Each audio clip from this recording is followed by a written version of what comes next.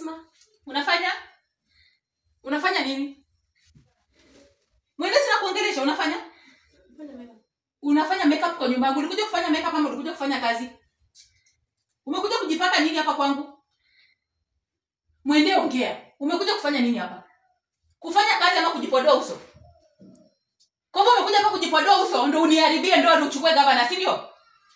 Unajipaka uso alafu nana kuone. Unajipaka uso uende ukapike, uoshe vyombo kwa sink, upanguze nyumba. Hapo unajipaka uso juma saa gavana liko karibu kufika.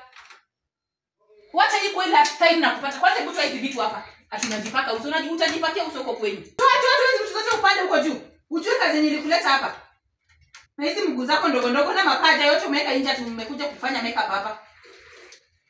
Shameless woman. Hebu panda uko hata mimi sijui ni woman ama ni toto hii sijui.